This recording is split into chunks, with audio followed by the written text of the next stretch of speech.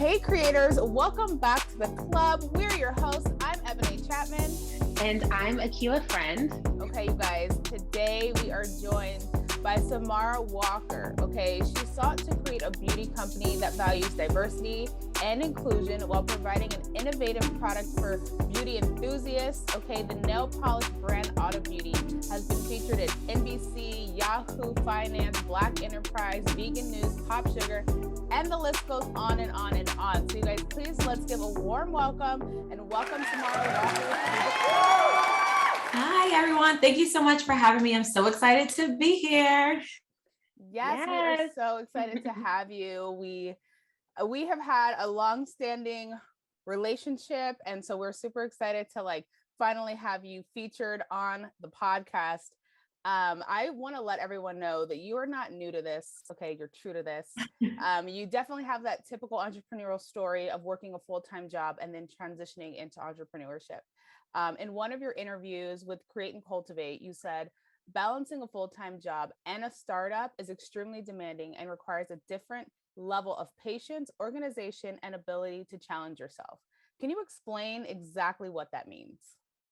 Yeah, so I think to first start off, depending on your career path, when you're working a 9 to 5, you still want to be as productive. You still want to be career oriented because that is like your source of income. So you still have to have the same tenacity as you did prior to having your startup, right? But as a startup founder, your tenacity really lives with your startup that you're building, right? So that shift of energy, it does naturally change. And that's when I started to feel the shift of energy happening. It's like, my priorities ought to be, but also your 9 to 5 has to be a priority because that's where you're making your money. So it's a really hard thing to balance because you have to still figure out and carve out that time to do happy hours, like Zoom meetings, because you still want to be as engaged, right? But in the back of your mind, you're like, oh, these 2 hours that I'm spending extra on this or going above and beyond, that can be going towards my business. But that really creates a conflict of interest. So I think you just really have to find a really fine balance. And what I found is not sharing too much about your family, because if you're a mom, and your boss knew you were a mom, right? Or if or you were married or had kids, the expectations are a little bit different. But when you're single in corporate America, it's almost like, well, she has time. Why can't you go above and beyond? Like, you have time, you don't have to log on, you don't have kids. So I had to really set boundaries for myself so that I can create that time for Auda Beauty without feeling guilty, like I wasn't being my best self at, corporate in my 9 to 5.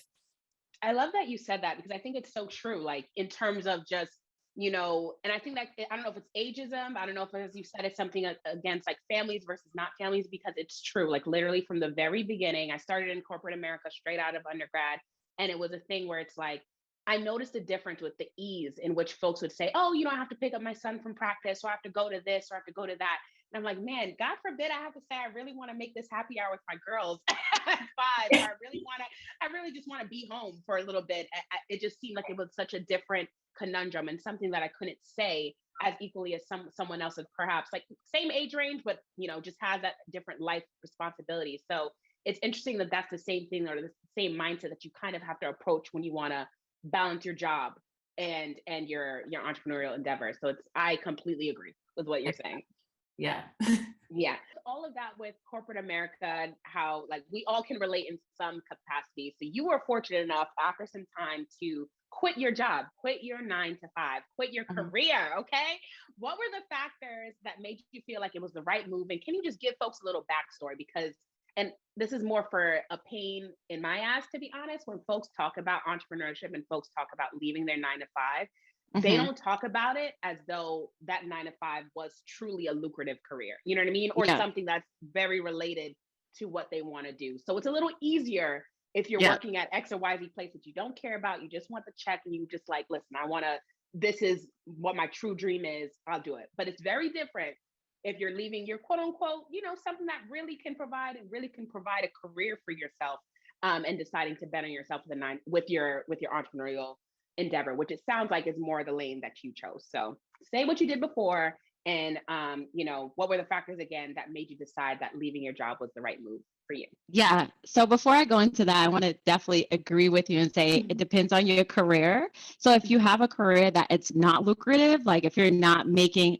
a decent salary that's not an actual career, it's different. It's easier to pick up and leave your job because that job maybe was not even sustaining you in the first place. So you can replace your income if you're making 40K or 30K or 50K, but can you replace your income if you're making 150K a year? So it's not just the salary part, it's now your lifestyle, right? Now you have a decent apartment, you might have a car, you might have like good insurance, like, you know, good life insurance benefits. Like there's a lot of other things that come with getting in a certain tax bracket. And that is something that you had prior before starting your entrepreneurship journey, most likely. So for me, I like took those things into consideration, but I also feel like I'm a person that I'm more optimistic than pessimistic, right? And I feel like for me, once I got Nordstrom and things like were kind of really building and I had a lot of momentum so I was a senior financial analyst at Amazon. I worked in digital advertising and finance. Typically, most finance jobs are very demanding. Like any company I've ever worked at, no matter tech, healthcare, insurance, like you're not getting off at 5. And I'm sure most careers are like that in general if it's a demanding company. So it's not like I was getting off at 5 and I'm just going to like work my job from like work my, you know, start up from 6 to 10 or 6 to 12, how people say that's absolutely no. Like, so then I was working on the East Coast, West Coast hours. So I was working from 11 to 8. That's like the East Coast time of the West Coast, right?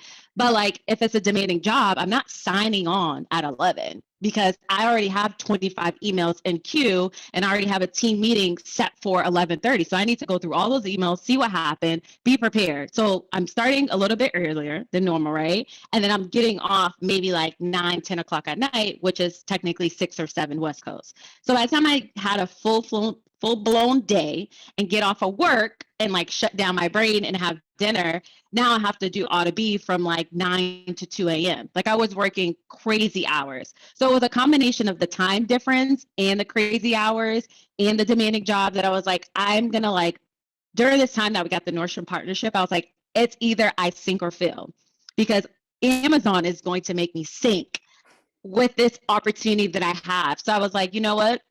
I wouldn't say my vision. What I told myself was I'm going to quit my job. So from May to December, I'm going to just grind. So if I have to go back to work, I'll be okay with that. Do I want to? Absolutely not. So my vision was either I get an angel investor or secure funds, but December 31st was my deadline.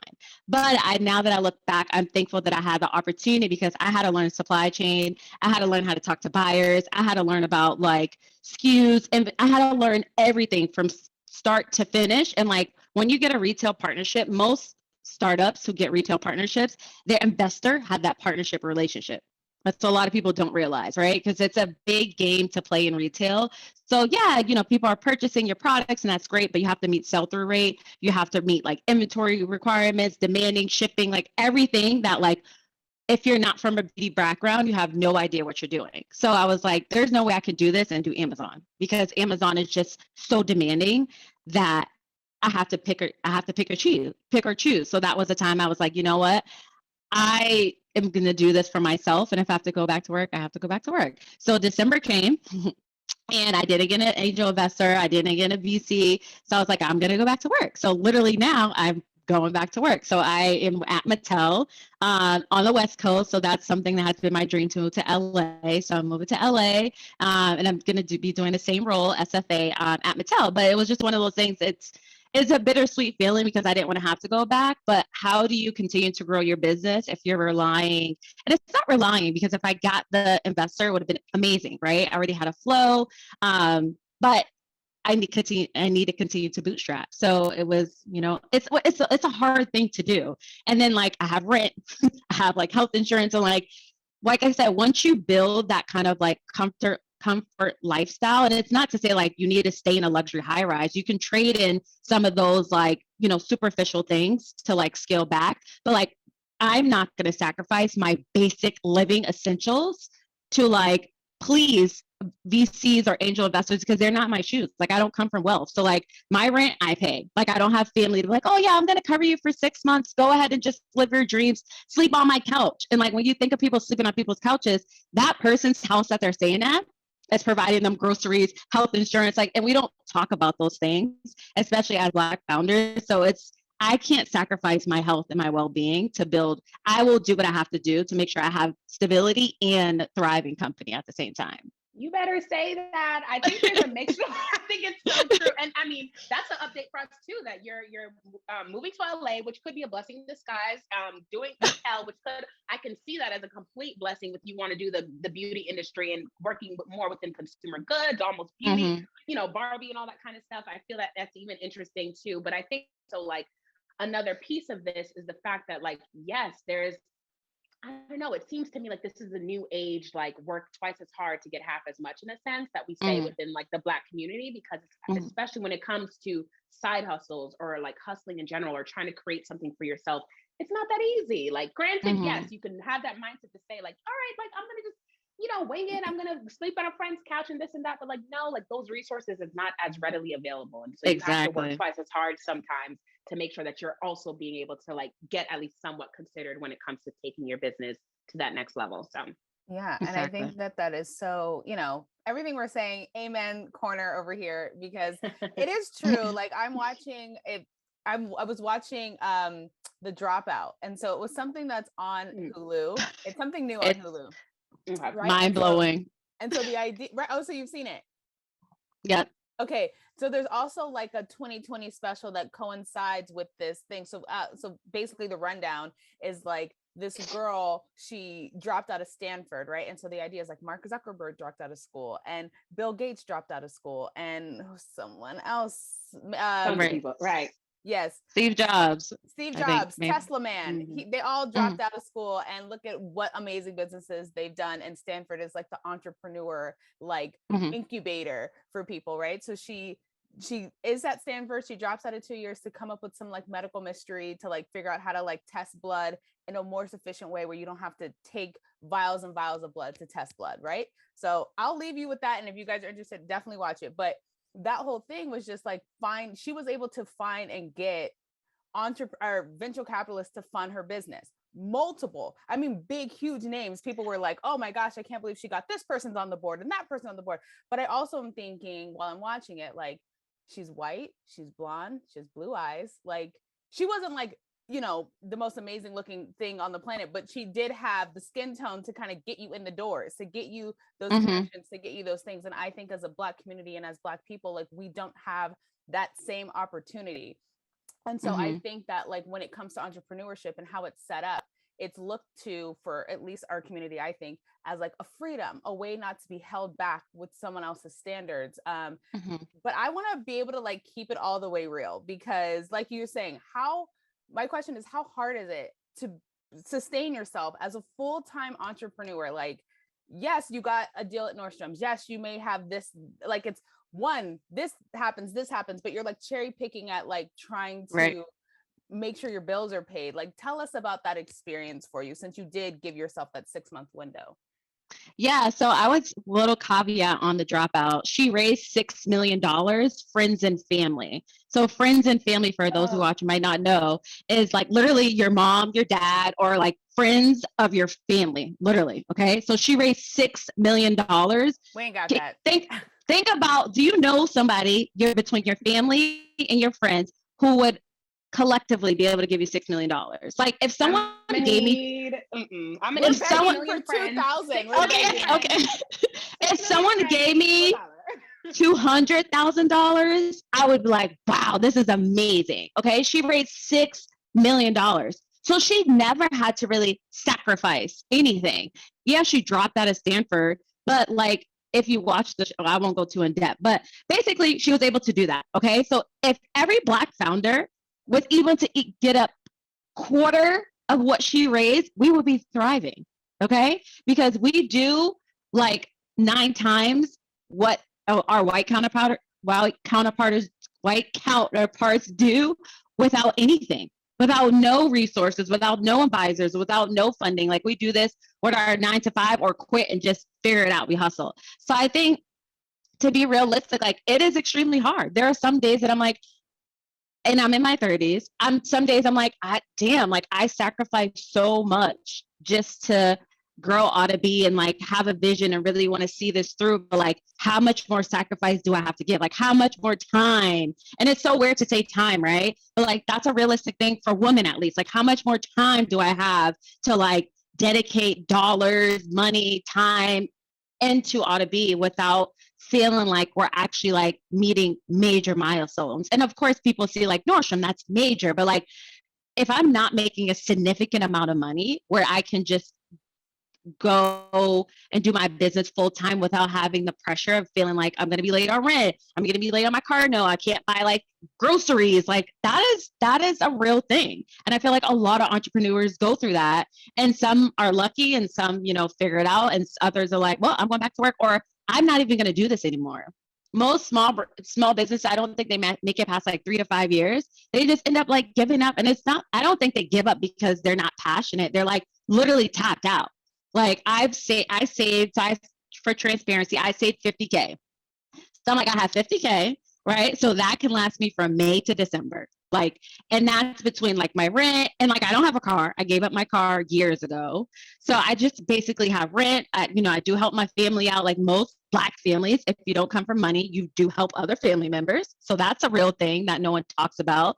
Like, even if I am making $150,000 salary, that salary isn't just, oh, I just get to play all day. Like that is to help if someone's like, hey, I need this. Like we're sharing our salaries with multiple people in our family, like most oftentimes, or at least like our parents, right? We're helping them out with whatever they need. So it's not just like, oh, I have this salary and like, let's just get going. Like there's so many more factors and you just have to be realistic. And I feel like it's hard. It's like, I don't know if there's a real answer of like, if I should tap out, if I should quit. I just think if this is truly your passion, you just have to really like ride it out. But I'm like, damn, I could have bought a house. I could have bought an investment property. I could have bought a lot of things with that money. But I'm like, at the end of the day, I think I would be more disappointed and not fulfilled if I didn't at least try. It's not like I'm 90, you know, it's not like I'm going to, God forbid, like, you know, expire. Like I still have time. So I'm like, I can live with myself and be like, you know what? I saved this money. That's what I did. So I strategically saved. So I'm like, I got enough money to get me through from May to December. So that's why December 31st was my timeline, because that's when I was going to run out. So that was between Auda Be expenses and my personal expenses. And I calculated like, how much time does this give me with this like 50K? And it gave me till December. And literally, then I was like, if I don't raise capital, I'm going back to work because I'm not going to be like destitute. Like I can't, I don't have the capacity to do that. Right. And then we're product based. So you need money to make products. So even if you do get a huge opportunity with Sephora, whoever, like they don't pay you immediately. They pay you net 45, net 90, net 60, whatever their terms are. Right. And now you have to produce all this inventory and you do get paid, but now in that meantime, while you're not getting paid, you still have to now bring brand awareness, right? Because we don't have investors. So influencers, paying them, paying PR, paying whatever you need to do, because you need to set in motion, get ready for that partnership, because now you want to drive success for that partnership that you're paying all this money for, that you're relying on. And then once you get it and it goes great, then, you know, it's great. But there's a lot of other expenses added than just products. Like it's product plus everything else that you need to do to thrive if you don't have an investor and you don't have like a huge following on your own. Yeah, Amazing. that was super transparent, and that's the level of real that we love to get here, because I think it's necessary. There's a lot of folks, and it's good to, like, you know, and I'm Miss Optimist or Miss Positivity when I try to be most times. So I understand the need. You got to big yourself up. You have to big your product up. You have to really be your own cheerleader 9 times out of 10 times out of 10. And it's just a blessing if someone cheers you on with you, but if not, like, it's still you. You know what I mean? So right. I understand the need to want to be your own biggest cheerleader and just think of the positive, but you need to plan ahead as well. And especially within our community, there's a level of like that planning that could, you know, deter dreams, or it could just kind of fuel the fire. And it sounds like with you, it's more fueling the fire. So that's amazing. I want to make sure that we touch on a little bit of those contracts, because that's kind of like the positive, I would say, when it comes to these product businesses. Oh my gosh, I got my product in Target, or I got my product beauty-based product. It's now in Ulta, it's in Sephora, et cetera, et cetera. But the contracts, the net 45, the net 9, like obviously you don't need to go to the details in terms of what they did specifically for Auda Beauty, but generally, what are the things that folks should be looking for when it comes to that big day or that day in the sun of having their products in some of these major retailers? I think for me, it was so let me back up. I think a lot of entrepreneurs, especially underserved entrepreneurs, people who are more eager because it's like an opportunity, it's like a 1% chance. We're like willing to just give away everything. Like we're just willing, like whatever I need to do to get in the store. But I was, I was comfortable because I still had my 9 to 5. So I was like, you know what? I'm going to negotiate as if I don't need this opportunity, because that's what's going to be able to get me in the door and be able to sustain myself and get what I need out of this partnership. Because at the end of the day, as much as like you want to be in the retailer is at least having a conversation with you because they somewhat see a value and they're interested. So it's, like the VCs, like it's a partnership, it's a relationship. And of course, like you're probably getting more from them at first because they're giving you the opportunity. So when I had the conversation like with the buyer, I just was like, this is where we're at. And sometimes those terms are non-negotiable, right? Especially if you're a very new brand, they don't know where it's going to go and you don't know either, right? So that's a fair thing. But I think it depends on who you're talking to. At least it's like negotiating a salary. Ask. Like you don't know if you don't ask. Like the answer could be just a hard no, like, no, our stipulations of this regardless across the board, or they could have wiggle room. But like I had a conversation like, what are the terms? And they're like, oh, these are the terms. Like, this is what we're going to do. So I just was able to like negotiate and just say like what I was interested in. And they were either going to tell me yes or no. But I think most of the time we don't speak up because we're just so excited to get the partnership. So one of the retailers, I couldn't negotiate the terms. They were set and they were pretty good terms. But the other retailer, I was able to get it. It went down from net 90 to net 45. So I was able to negotiate that. So that was really good because net 90, that's a long time. But net 90 is like, that's hopefully you're dying. They love to push some stuff out with the nets in general. So that's okay. So it sounds like it's oh, sorry, not to cut you off, but it sounds like obviously the timing of payment of revenue, that's big. But what are some other key factors like that folks should at least look out for? Yeah, so they have, I guess every retailer is different, but they have different stipulations in regards to how your product is performing within their store. So they have like kind of like most retailers have a dashboard. So even if they don't have a dashboard, you can reach out to your buyer to ask like, how are our products performing in your stores or online? And there's this thing called sell-through rate, right? So they kind of like throw that around loosely. Every retailer has their own sell-through rate. And this is basically how your products are selling weekly or bi-weekly, right? And depending on like the reporting system, it's aggregate or, they can show you breakdown by day, but the sell-through rate is big. So you want to make sure you're meeting their sell-through rate so you can see how you're performing. And that's really important because if you're not meeting their sell-through rate, then that means you're not selling on par of what they need you to sell through to maintain your product in the store. So that's kind of like what they look at. And you can, the dashboards are very transparent depending on the retailer, but that is one big thing. It's like, even if you get the opportunity, you have to hustle. You have to be able to sell it. So literally that's what I did is like during that time, I was like, this money I have to do an influencer agency. So I outsourced because I didn't have time to build an internal influencer agency because I was at Amazon. So I didn't have time for that. So I was like, I need to find someone who I can outsource, pay a monthly flat fee, and know that our products are going to get in their hands and they're going to talk about that we're on Nordstrom.com. So we did so well through that. And I don't regret that. Even though it was expensive, I don't regret that because that has been the best opportunity to keep carrying us forward in Nordstrom. So I think just realizing like you need the brand awareness and figuring out what you're going to do to drive traffic to their website. And eventually, like as consumers like shop the brand, they'll get more familiar and people will come back because they love the product. But at first you have to do a lot of hustle to get brand awareness through the retailer for your product. You have to meet their metrics. That's like baseline. And also what people don't talk about is the returns. I wish I could tell all customers this. If you don't like it, like, I don't know, like I hate that it's hard because we get chargebacks, right? So as a small brand, in general, I think all the brands get chargebacks, but as a small brand, that's a hit to our bottom line, right? So you're like, oh, I don't like the packaging, or I don't like I don't know, something random, but you love the product. Just keep it. Like it doesn't really kill you to like just keep. I'm not a bigger returner in general, and I also don't have a car, so I'm not driving all the way back. I'm not Ubering all the way back to the store after I bought something. Like I'm just gonna keep it, but you get hit with chargeback. So if someone doesn't like something, you get charged back for their return. So, and they look at that too, like how many people are returning? Well, if only 100 people are buying your product per week, and then you got 50 returns, that's 50% of, the sell through. So technically you didn't have that strong of a sell through because half of those people returned.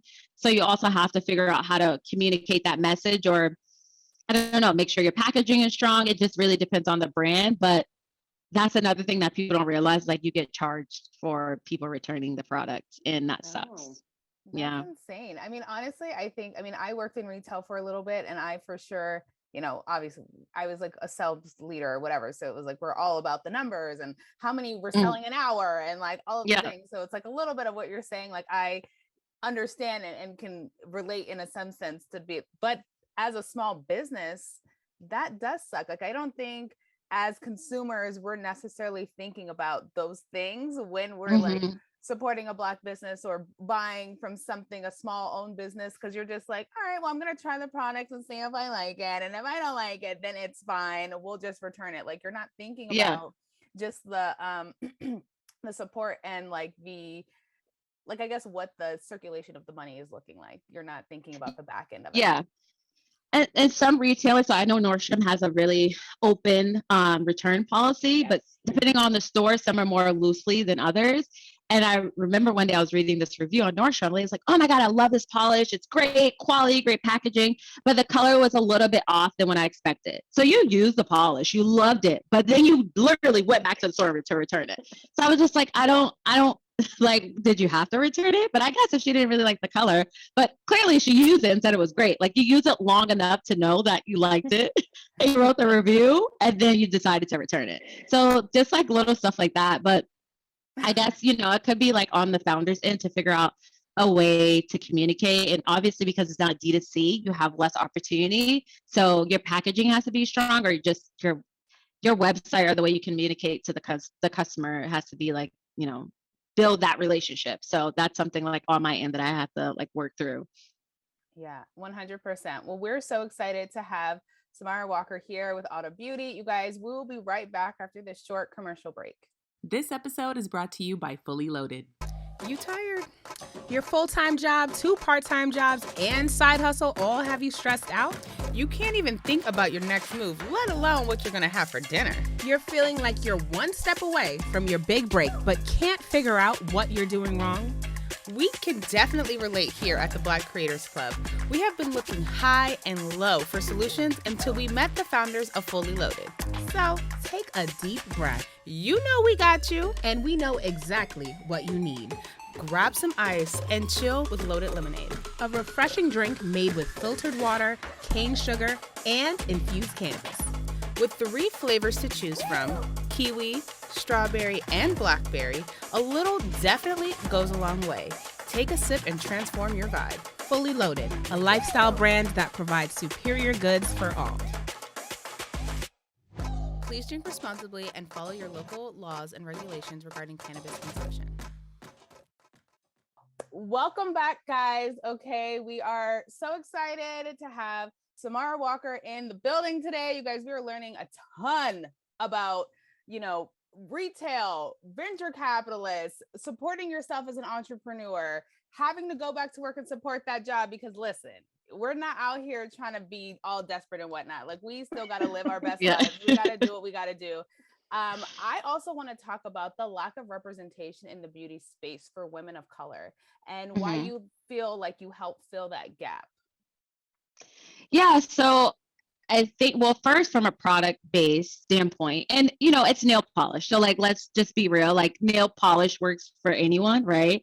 But it's more about the branding per se and like the positioning of the brand. So naturally, I love like luxury things. That's just who I am. I'm sure not all people like expensive things, but I happen to be that person that does, right? So when I would go to like Nordstrom or Saks or just going to shop, right, I was still buying like MAC and whoever else was at the, the kiosks or those retailers that I was shopping at.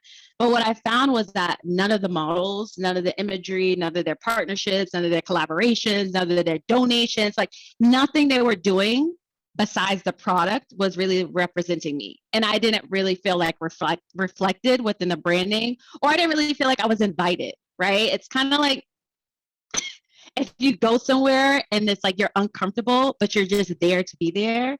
It's almost like that. And I feel like women of color always shop with the mindset of like, oh, I hope there's something for me. Like even still to this day, I think we all go to Sephora like, oh, I hope like this hair care brand works. Our white people don't go to Sephora and say like, oh, I hope this, they're like, oh my God, I can't wait to try this new product. This like shampoos, like they're so excited because they know it is tailored to them, not only from the product standpoint, but the branding. So even if it doesn't work, okay, let's back up. Even if it doesn't work, because of the marketing and branding is so focused on them, they have the assumption that it does work for them.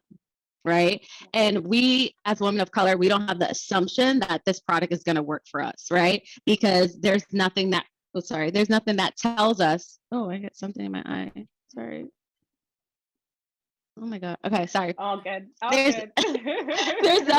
there's nothing that tells us that this brand is like very inviting. So for me, I really want to focus on, oh my God. Sorry.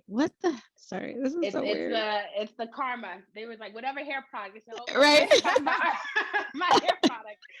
Okay. And something was like in my eye. Allowing women of color to see themselves in these spaces, right? So that's what Auda Beauty is all about, is like being audacious, being bold. And like one of our partnerships that is near and dear to my heart is working with designers for New York Fashion Week, because I would say like now it's a little bit more diverse, but like when I started doing the partnerships or just in general, like women of color we don't see ourselves in luxury spaces, like just bare minimum. We don't see ourselves in those spaces. And when we're shopping, we're so excited to be a part of something that is luxury, that makes us feel good, but it's never like us looking at ourselves, right? It's never, oh my God, like this Black-owned founder created like this super luxury brand and I love to shop here because I can see myself like, doing my own thing in luxury. And like, I just feel like that is a huge gap. Like despite the products, like just that mindset, and we 9x, like we spend 9 times more on beauty products. And never forget, like we are the ones that are shopping at these luxury brands, right? Like we're the ones that are trending, doing all the rappers are trending Gucci. Like we're the ones that are putting these brands on, right? So, but it's like the luxury space is the hardest space to tap into. So for me, I really wanted just like women of color to see like there's something for me at this luxury brand, right? So I always say like, we focus on women of color from top of mind. So what does that mean? Like from the beginning, from ideation, right? Like what are the colors? Like, are they like bold and, have metallics and glitters? Because I know what women of color love, right? Like we want something that is very vibrant and exceptional and exciting, right? But also like, how are we doing our PR? Like, what is our message? Like, what does our packaging look like? Like literally from A to Z, I'm thinking about how can I incorporate women of color, and not at the ending point, because most luxury brands are like, oh, after we've done all that, let's add on 4 shades so women of color feel included in our branding. Because that's what they're not thinking about it from the beginning. They're thinking about it at the end. Once they get on the shelves, they're like, oh shit, Black Lives Matter, inclusion and diversity. Let me add something so they feel somewhat included. And I just feel like we need more brands that are thinking about women of color from the beginning to the end. And Auda Beauty is for everyone, like LGBTQ plus community, like anyone. I want people to feel like they're going to live their best life through Auda Beauty. And nails are something that is so personal, but everyone gets their nails done. Everyone, men, women, everyone, right? And I want people to feel empowered, right? So when you're wearing Auda Beauty, a little tip is that every color is like a conversational piece. So like we have something called Rich Boss Lady. It's like, hey girl, what polish are you wearing? Oh, we're Rich Boss Lady. Like, oh yeah, that does fit you, girl. Like that, you know what I mean? Like I want people to feel empowered. So it's not only about like the product, it's about allowing women of color to feel empowered and like feel like we have something like, oh yeah, I have on Auda Beauty. Like, oh, I have on this Gucci belt, right? I have on this Louis hat. Like we feel like so superior when we're wearing designer, but we don't have any brands that really like align with that. Pat McGrath does a good job, but we have a slim fitting in that space. there's always room for more. Like the amount of products and beauty products that are in the market right now, luxury brands, we kind of have a little section. So I get what you're saying. There's room for more, and there's room for us to explode in that.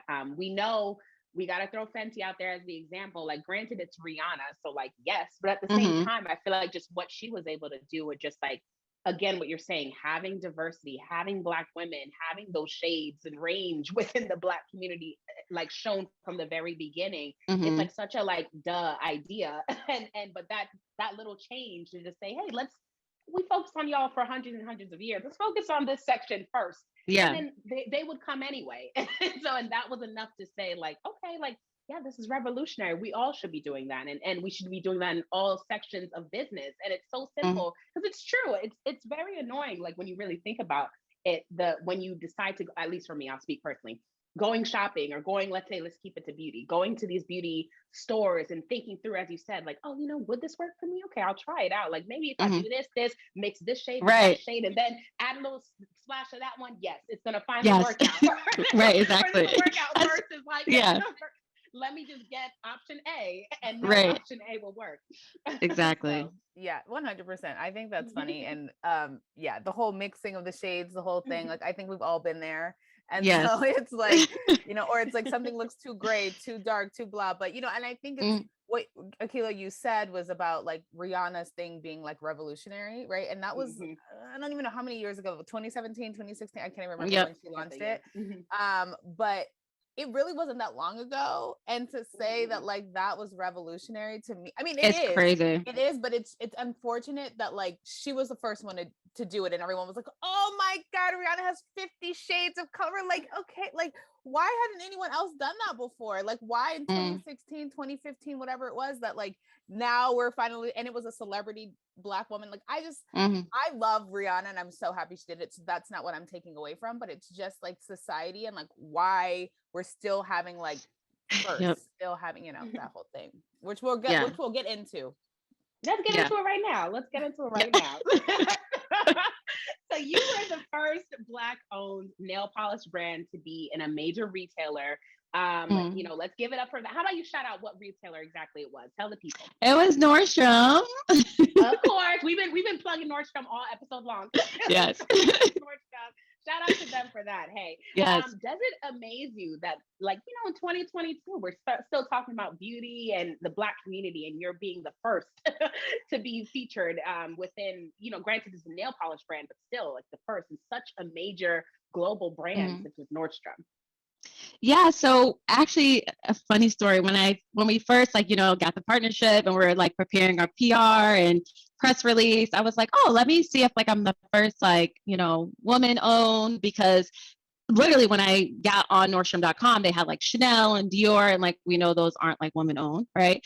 So I was like, let me see if I'm the first woman owned. I didn't know I was going to be the first Black owned. I didn't know that. So then we're doing research, and the buyer's like, yeah, I think you're actually the first Black owned. So I was like so excited because I didn't know that at all. But I also was like, damn, like it's like, what year is it? Like, that's weird, because there are other Black owned nail polish brands. Like, hello. So for me, I was excited about it, but I was like, oh, like, I just hope that this opportunity opens doors for other brands. And I hate the whole, like, it's such a weird conversation. I hate the whole Black owned thing, because I feel like white founders don't have to say white owned. And I feel like we have to say Black owned, because somehow it adds more substance. I don't know. I'm sure some people might disagree, but I feel like if I'm a founder, first of all, I'm a woman, I'm a founder, right? You clearly can see that I'm Black. Like, we don't need to walk around with like labels on our forehead to say that like we're Black owned. Like, it's clearly evident, like you can see our skin tone. But I just feel like, we have to just do so much more, right? Like, I'm the first Black owned brand at Nordstrom, and it was a thing, but I feel like it was like, who cares? You know what I mean?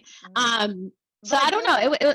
I do want to say though, like, it's exciting. So like, I don't want like, it to take away from the fact that like you are the first Black owned nail polish brand in Nordstrom's. Like, that is a huge deal, and it's a big deal, and like you deserve your flowers for that, because if it wasn't you, it was going to be someone else, and so we're happy that it was you. Yeah. And so I'm proud of you, and like please, like, brag all you want about that, because that's amazing. I just think like the idea of just not having the representation in a way that like we would like, and like, yeah, you're right, like we do spend the most money. We are the ones that are like adding the trends and doing all the things. Like I said, you know, we always say we are the culture starters and trendsetters, you know, culture seekers, all the things. So, you know, culture starts with us.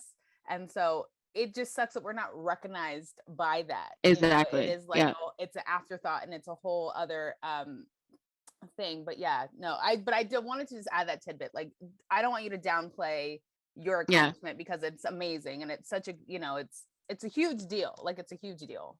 It is. Thank you. Yeah. Yes, girl. So you've been doing it. You've been killing it there. Obviously, this partnership is just one of many. But like, just want to know, like, how has that, I don't know, changed Auda Beauty? How is your relationship with Nordstrom going? Like, just anything you want to share, like after being added on to their registry of products, like what has changed for you guys as a business?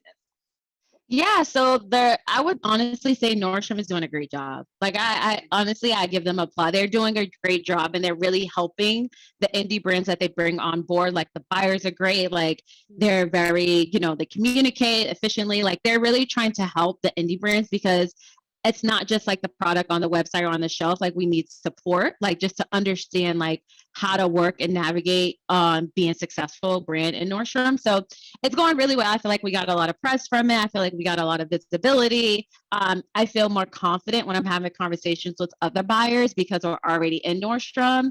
And now the next, you know, big store that we do get, I'll be able to navigate that transition smoother. So Nordstrom was kind of like a learning lesson for me. And I'm glad that I had that time from May to December to like learn as much as I can.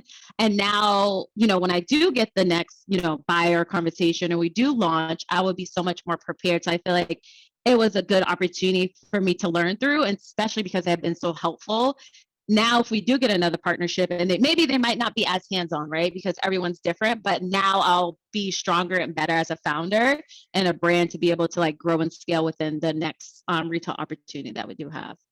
Love that. Yeah, love that. We did too. We love that too. And I know we were saying a lot in that other a little bit of a while ago, of just being like, you know, you're right. Like, we don't have to say white owned or whatever. I don't know if anyone else wanted, like, if Akilah, if you wanted to touch back on that. I know we kind of like brushed over it, but I don't know if that's something we want to highlight, because it is true. Like, it's something that it sucks. Like, you know, and I think we talk to a lot of entrepreneurs weekly, obviously. Hello, the podcast, right? And we hear a lot about the fact that like people as Black entrepreneurs, you don't want to have to say like, I'm Black owned. You're like, geez, like, I'm just owned. I'm just here. Like, I'm just right. Like, I have a great product. Just support me. Like, just support the product and look at the product, and then potential, because there's some products out there you don't even know who the founders are. Right. Exactly. Like, you know, and granted, sometimes you want to get to that stage. Oftentimes in bigger conglomerates, like the people are behind the curtain. You don't know anything about them, but I think there's also, on the flip side of that, there's also the consumers who want to know more about that person's story. They want to know like where to be like conscious with their dollars, in a sense, and knowing like, hey, I want to say that I'm shopping purely Black owned. So then I need to know, is this organization Black owned or not? So I get it from that standpoint, where it's like, you know, I want to know that. But at the flip side, I get, you know, from a founder's perspective, it's like, I don't want to be used or felt like, you know, a diversity ploy. Like, I'm able to check and that's what it is, right? It's a diversity ploy on it. It's not like we've always had, like, you know, that's it. I can't really like describe it, but that's like the pinpoint, is like the diversity ploy, and like no one wants to feel like a charity case. Like, and I always say, like, Black founders don't create brands for charity. Like, if we wanted to be charity, we'd be a nonprofit organization. Like, we want to create brands for, you know, for longevity, like for generations after us, for like people to feel like they have a staple, right? Like, we're not creating brands just so retailers can pick us up and be like, oh, well, we got a Black owned brand, and then just not like, we want the same stability and, you know, success and longevity just like other brands. We just happen to be Black. That's it. That's the only difference. Like, we're not like aliens that came down to earth and like created something. Like, we've been here since the beginning of time, right? And it's just so crazy. So that's my only thing. It's like, we deserve to be stacked up just next to the other prestigious brands, because I think we're just as good. The only difference is like we have more of a hustler mentality. That's the only difference. Yeah. Like we had to really work hard. That's the only difference. Yeah. I mean, at the end of the day, we've been entrepreneurs since Right. before it was, a cool trendy thing. Like Black people Right. have been owning stuff. So, it's not our fault that the system keeps trying to bring us down. Right. But I want to acknowledge your other big, very, very big win that you had last year. You mentioned it a little bit earlier about Fashion Week and being part of that experience. So please let us know like what fashion show you were a part of, like how that partnership came about, and like, what your experience was, because that's super exciting. Yeah, so originally, the first time I ever did Fashion Week was in 2018. So a lot of people might know, but they might not know. Her name was called Les V Cosmetics. We changed the brand name due to like trademarking, because Les is just such a saturated name. So our lawyer was like, you need something more arbitrary, something more like, think of something that really reflects you. And that's how we came up with Auda B. So Auda is a root of audacity, and B is interchangeable with beautiful. So like you ought to be bold, you ought to be fierce, like you ought to be who you are. So like you fill in that blank, and B is kind of like, now you can decide who you want to be, but like be audacious first, and then be, who you are. So that's kind of where that name kind of came about. Thank you. So in 2018, this girl had reached out to me, Imani, her name is, she does PR, and I didn't know her. She just happened to be following my page. And she was like, hey, I just, realized like you do nails. I love your product. I love your brand. I've been following you. Tadashi, who's the Japanese designer, is looking for a nail brand. They used to work with Butter London. But they're looking for a new nail brand to work with for Fashion Week. I'm like, okay. So I was so excited because I've always wanted to. Okay, so I used to want to be a supermodel. This is like, I'm not gonna like, I'm not gonna go into details, but I wanted to be a supermodel. So I was like, oh, I always wanted like model at New York Fashion Week. So it was so exciting. Like I was like, whatever I build, I want to be able to like work at Fashion Week, like wherever it is. I want to be able to be behind the scenes, not just like in the like not just watching. I want to like participate. So when she emailed me, I was like, oh my god, this is perfect. Like, who would have ever thought I would be able to like do nails for the models for Fashion Week? I didn't know that was a thing, So the first partnership was with him, and it went so well. Like his team was amazing. So they kept bringing me back every single season. So I want to say for 2 years, I worked strictly with them. And I think through like word of mouth, then I started to get other partnerships. So then I worked with, Did I miss the partnership? I'm sorry. Did I miss the brand? Who did you work with? Japanese brand. Tadashi showed Tadashi, yeah. Because the partnership went so well, we continued to work with each other for every season. So I think I did 4 seasons with them back to back. And then I think like through word of mouth or like social media, people started recognizing like, oh, there's a Black nail brand that does like Fashion Week, right? So then I kind of got picked up through that. So then I worked the Fee Noel show, which was a few years ago. Then I did Hanifa last year during her like first Fashion Week in DC. It was gorgeous. It was a museum. That was amazing. She had like all Black like creators, makeup artists, everything. It was a dope show. So shout out to Hanifa. I've done Sergio Hudson 2 seasons now. He's amazing designer.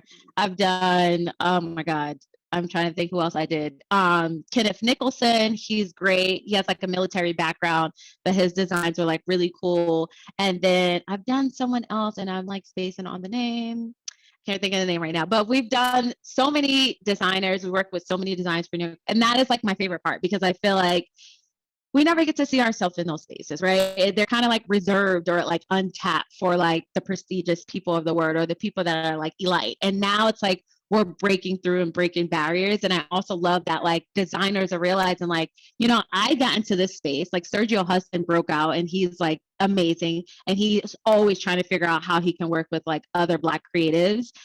So they work with Fashion Fair as well. So it's just amazing to see like when we're getting into these spaces, we're also tapping into like bringing other people along on the journey, because, that's how we continue to like build these. And eventually it will be a space where it's not silo, right? It's not only like for, white designers or white makeup artists, like it's going to be for everyone, because somebody has paved the way. So that is my favorite partnership. And I love working with all the designers. They're so amazing. Yeah. That's awesome. And it's so many.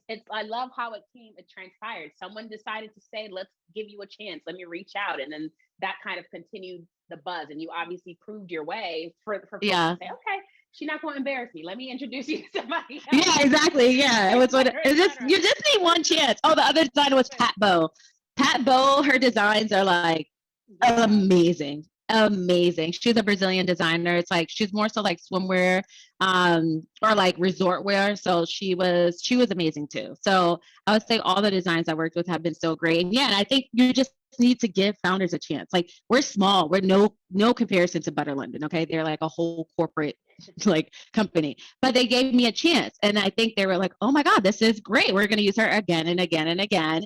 And then just through word of mouth, then I ended up getting other, partnership opportunities. So we just need a chance sometime to like prove, I think we get so comfortable with like what we're used to. So like, for example, like going to Target, like we all love Target. We all know that like the stereotype is you go into Target and you buy $1,500, you go in with one thing and you come up with 1,500 other things. Everyone knows that is like the universal thing, but it is interesting because it's like, okay, like me as a consumer, I'm like, I have to be conscious, like, okay, like what am I gonna buy today? Where am I spending my dollars? And if I do spend my dollars, like let it be somewhere where I know it's going to make a difference. And, like you have to be like at this particular moment, it sucks to be like that. I can't wait for all of us, like Mendleton Target. I want Auda Beauty in Target. We want all the black. So we don't even have to worry about it. Like you can go to Target, you can get the black owned, you can get the white owned, you can get it Mexican, Hispanic owned, Asian, everything owned up in Target. Like that would be great. And it's super convenient. Everyone shops there. So it's not like, cause I feel like the shopping space, it's so, you have this website, this brand, like there's a lot of new brands, a lot of different things going on. It's a lot to keep up with. And so people I feel like sometimes it's like, you get just blanks. You're like, Target. That's right. Yeah. Focus on what I know. Right. Exactly. Right. Yeah. So, exactly. I can't wait to get to a space where we're all kind of in the same space and there's not, we're not fighting for an opportunity here, an opportunity there, but it's like it's abundant. And so I love the fact that you had that experience with Fashion Week. I think it's amazing. Yeah. So what else is next for you? I mean, granted, like we're at the start of the year in a sense still. I like to think we're still literally it's crazy what month we're in now, but I'm like, can it still be January 1st all over again? But we're still at the beginning in a sense. Like what's next for you this year? Or in the coming months, what can you say about Auda Beauty? Yeah, I think the first thing that's next for me is relocating to Los Angeles. So I'm so excited about that. Anyone who knows me or knows like the brand, I always say like, I want to go to Los Angeles.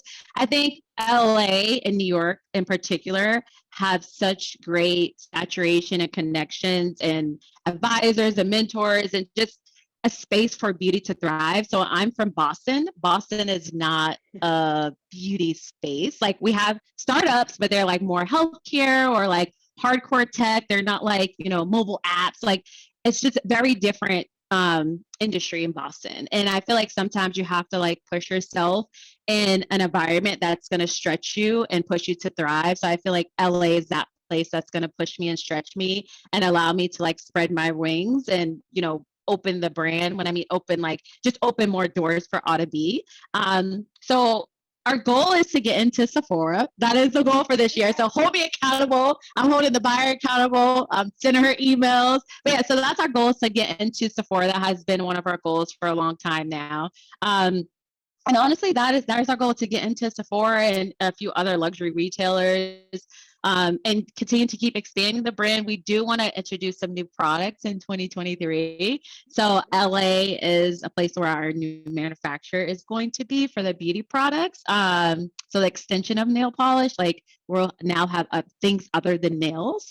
So I'm going to be working on that too, because I really want to, it's going to be a brand for minimalists. So kind of like a grab and go, right? Like if you just hop off the plane or, you're going out to dinner, but like you don't have time for a full face beat, or you're not a makeup artist, so you're just not good with like a face beat, but you'll have like a cheek stick, a blush, a highlighter, a glow, a mascara. Like you'll have really key things to make you look gorgeous with minimal effort. So that's kind of like where we're going with the brand. Yeah. There's definitely a market for that for sure. Yeah. So Yeah. that's awesome. 100%.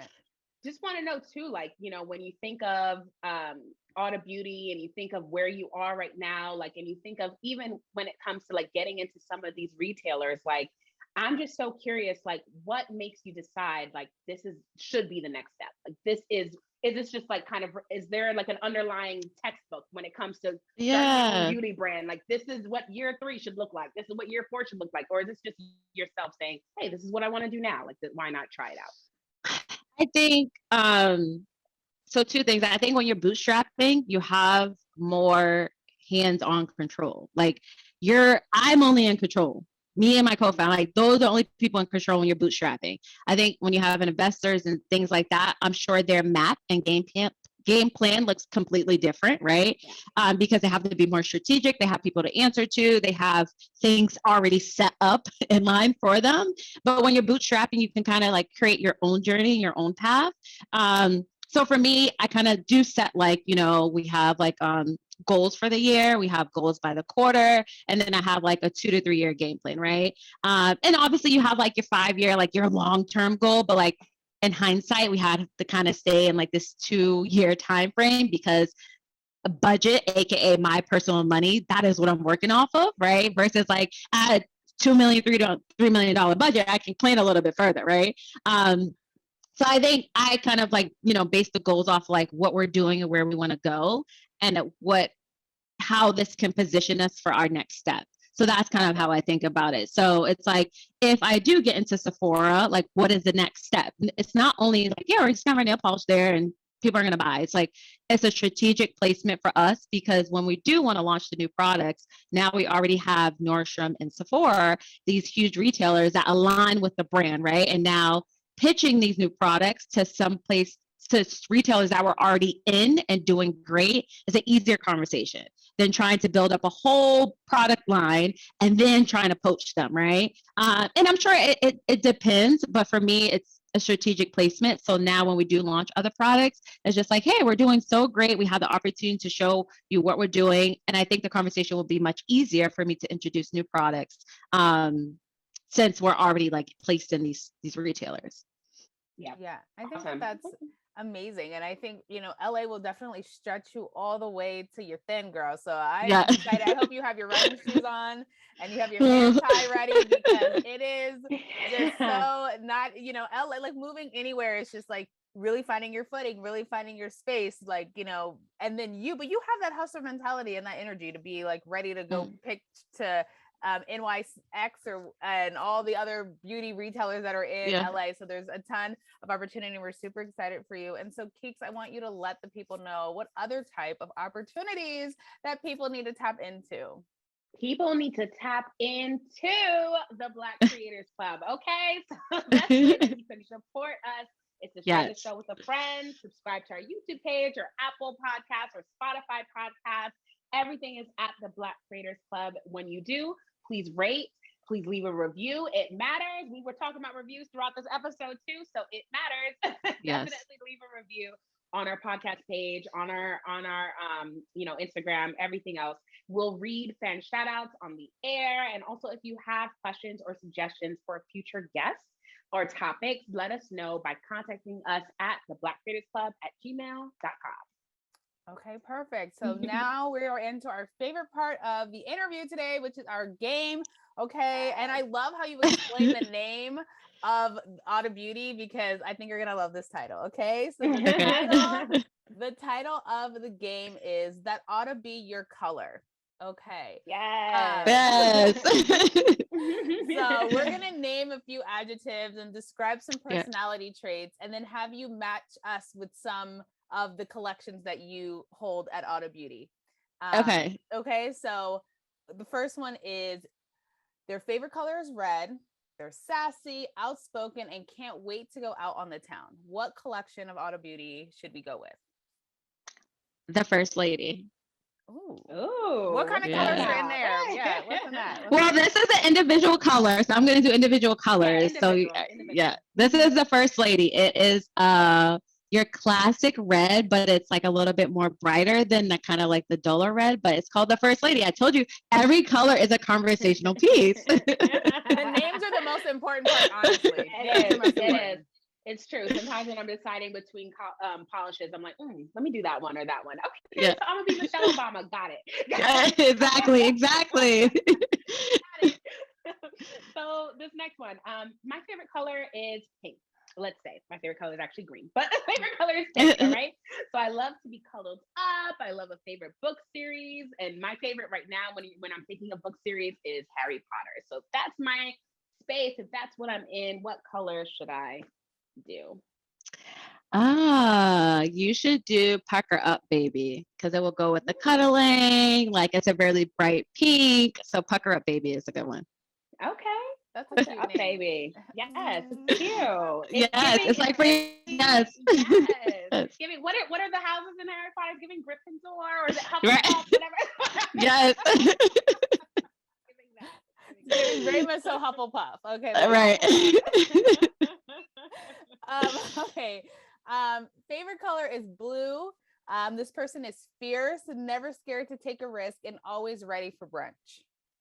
Ooh, I would say Isla Mujeres. So it's like this blue that has like a metallic light shimmer. But I named it after Isla Mujeres because that is the island of women, and it's a small island off of Cancun, and it is gorgeous. And that was really like inspired by like the ocean, the views, just like the warm weather. So I think that would be a perfect color. Love that. That sounds amazing. And the light, you said it's a metallic sheer? It's a blue, and it has like a metallic sheer hints. Like it's a good hybrid. Like it's a blue, but it has like some metallic glitter vibes in it. Cute. Yeah. That's definitely the one not ready for risk and all of that. So that's awesome. The last one. My favorite color is orange. I love pops of color, but mostly I like to keep it neutral. Oh, okay. So I'm gonna go with Paradise Sunset. So we have a color called Paradise Sunset. It is an orange, but it also is like a soft orange. So it's not like the strong orange. It's like it's kind of like your t-shirt, but a little bit more hint of an orange. But it's very light, and it's a pastel vibe. Yes, it's very light, and it's a pastel vibe. Yes. Okay, nice. I love that. Yay. Okay. That concludes the game, you guys. Please continue. That was a good game. Yes. Please continue to check out everything Auda Beauty. I know that you guys are dropping your spring line soon. Yes. I'm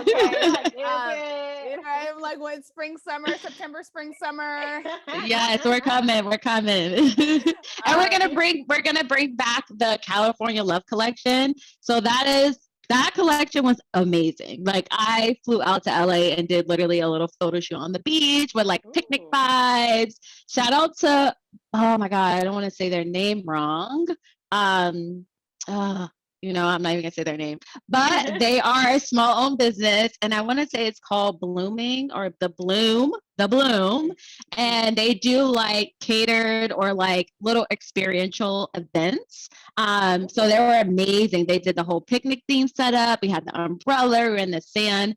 So California Love is amazing pastels and pinks, and just it's a vibe. So we're bringing that back because everyone loved it so much. Yeah. Okay. Samara, let our listeners know where they can. Oh, we on it. Let our listeners know where they can find you and find. Yeah, you guys can find Auda B at www.audabeauty. You can find us on Nordstrom.com. You can also find us at Francesca's. We're in over 91 Francesca's. If you go on our website, we have a store locator, and you can type in your zip code and find the closest Francesca's. Francesca's does have an exclusive collection, so they do have different colors, but the colors are amazing. So go check us out at Francesca's and Nordstrom and audabeauty.com. Yes, and you can find me chatting media and life motivation, all with the dash of style at Feel Friends. Perfect. And you guys can find me chatting everything Black owned business, and of course the Black Creators Club at Ebony Chapman 12 on Instagram. We've had the most amazing time here with Samara and and like Auda Beauty and like just all of the gems, girl. Honestly, I have to say, people always ask what our favorite episode is. I have to like start putting this one in like the top 3. Like this was really good. It was really informative. It was really it was real. Conversational. It was amazing. So thank you so much for joining us today. We had the greatest time. Of course, like we already said, follow us, everything at the Black Creators Club. Especially follow us on Instagram and rate us on Apple Podcasts. And remember to always abide by your ABCs. Always be creating. We're not gonna say it together. We've learned our lesson. But thank you guys so much, and tune in next week. Thank you. That was amazing. Yay! Great.